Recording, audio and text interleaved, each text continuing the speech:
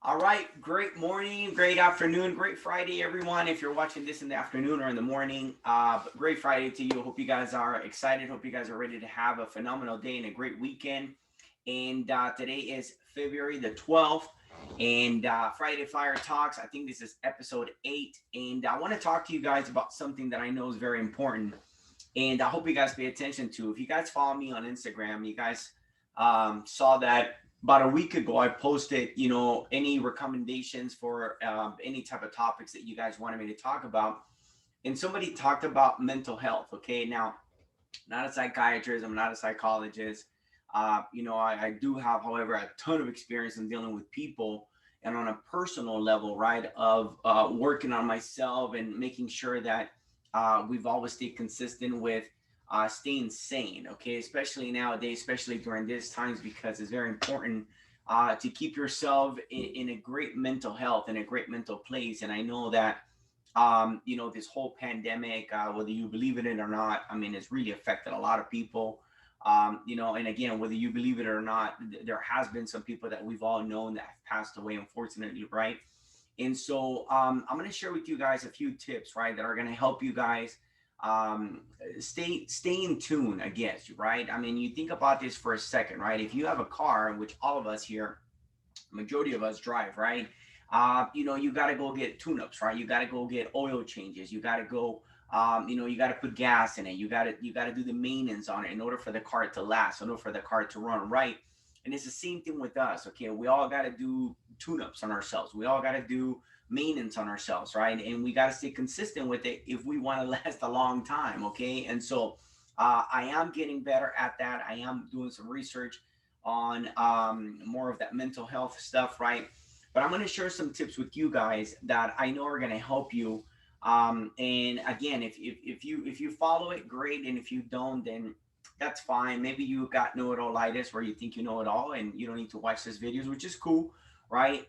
There are some people like that, unfortunately, right? And again, this is Friday Fire, right? If I'm pushing some buttons, I'm burning some butts, then you know what? It is what it is. But you know what? I'm gonna tell it the way it is. I've always been real. I'm gonna keep being real. And again, I don't do these videos because I get paid. I do these videos because I know there's somebody out there that I can help, even if it's one person that I can help improve their situation and move on to achieving their goals and dreams in life. Then I know I've done my job. Okay, so I'm gonna share with you guys 5 tips. Okay, that are gonna help you guys improve. And the title of this video is called learning mode. Okay, learning mode. And so you always got to stay on learning mode. And so understand that every time you come to a point in your life where you know, man, you're a little stuck, right? Or maybe you feel a little bit of depression or maybe a little bit of anxiety, right? You always got to have a learning mode attitude, right? What can you do? What can you say? What can you participate in order for you to take your mind off of that? Now, it's very hard to do. Trust me, we've all been there. We've all been there. And I know sometimes this stuff sounds easier said than done, but we have to do it. We have to continue to do it. And I include myself in there. Okay. So check this out, you guys. 5 tips, okay, that are going to help you stay on learning mode.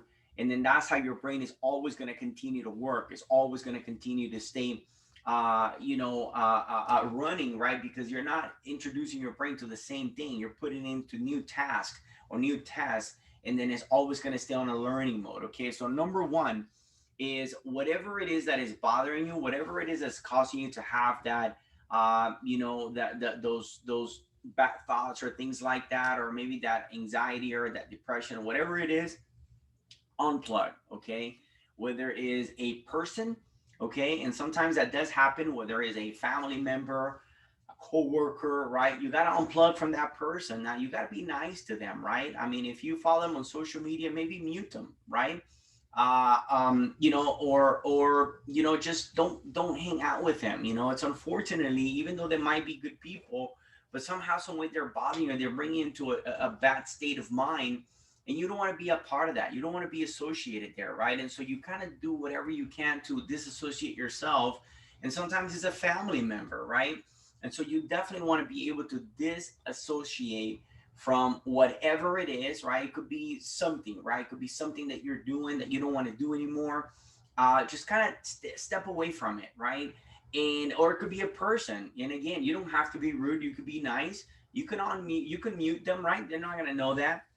Right, but disassociate yourself. Now, it could be the news, right?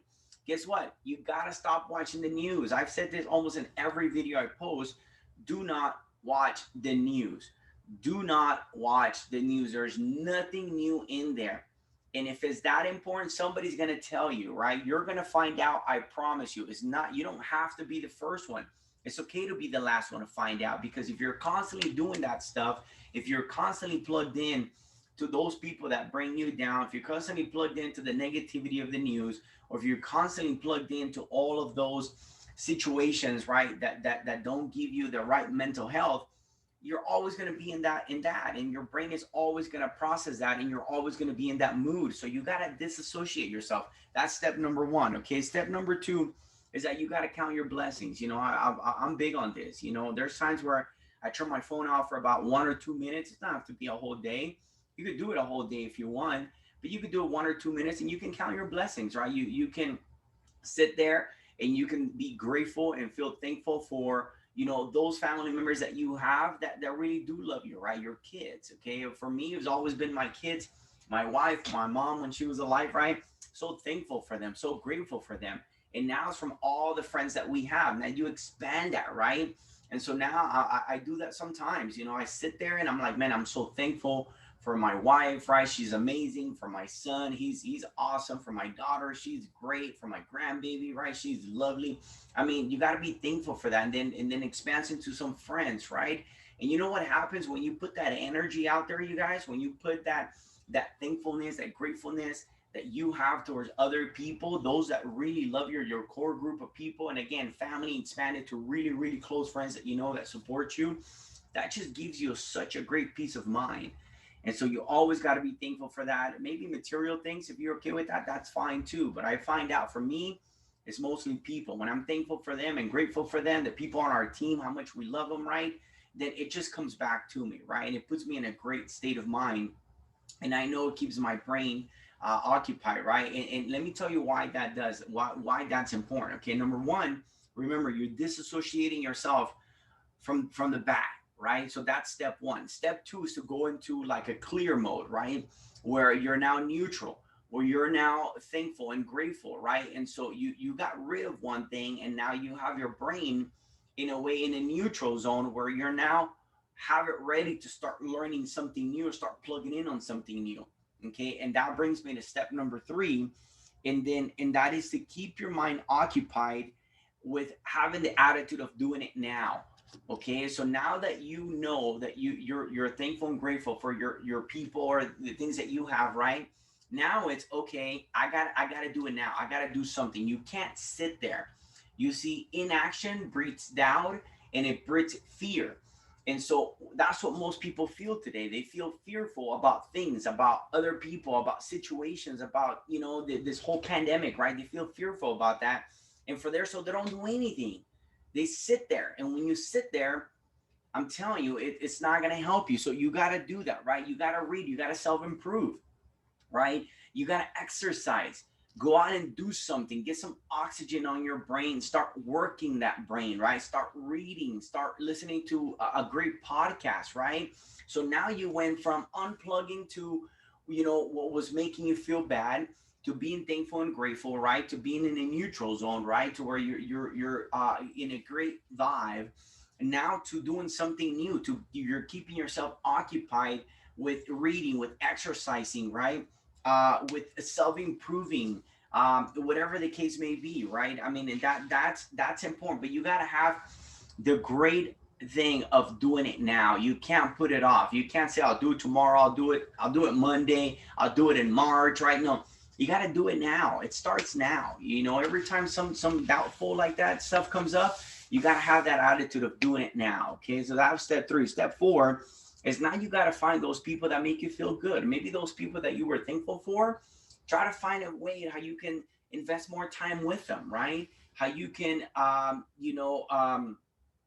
be with them more.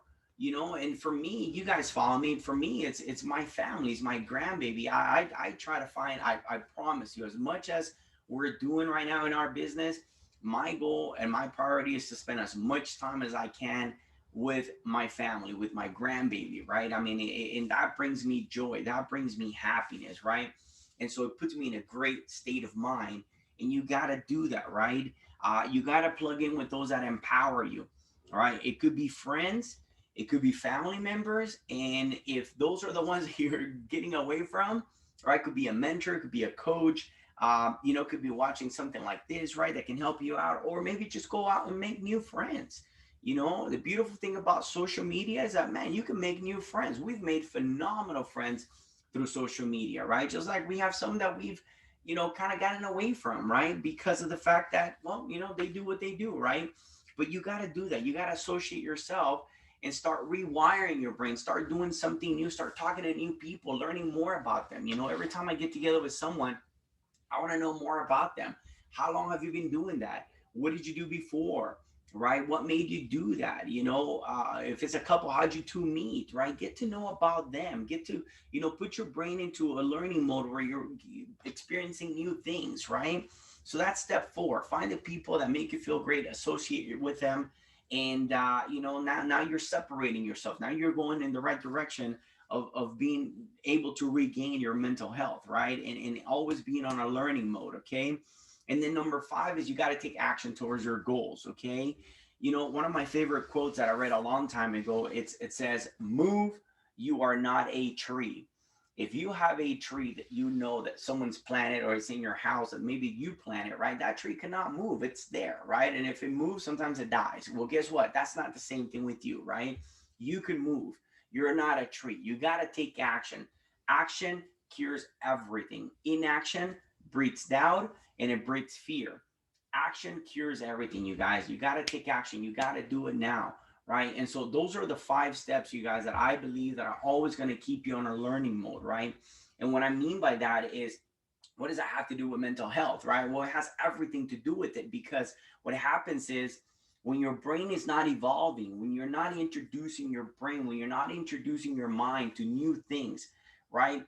Things that keep you sane, things that keep you alive, things that keep you wanting to go out and get more out of life, you start to die little by little, believe it or not, okay? And again, I'm not a scientist, but I promise you, by personal experience and what I've read on some books and what I've experienced, right, over this last, I don't know, 42 years that I've been alive, that's what happens. You always got to stay in the learning mode. And guess what? The people that I know, right, that make a ton of money, right? Some of our coaches, this is what they do. This is how they do it, you guys. And so those are the 5 things that I believe that are going to keep you on a number 1 learning mode, right? To where you're always going to be evolving, right? And number 2, that are going to keep you in a better mental health and a better mental situation. And again, this video, you guys, if you guys like it, you're more than welcome to comment, more than welcome to share it, more than welcome to, ask me any questions if you guys have. Again, I'm not, the expert, right? I just put these videos up because I know that I can help people. And I hope that helped you. You guys follow those 5 things right there. I know they've been tremendous for me and for the people that have used them. And have a great Friday, you guys. I love you. Enjoy your weekend, and see ya.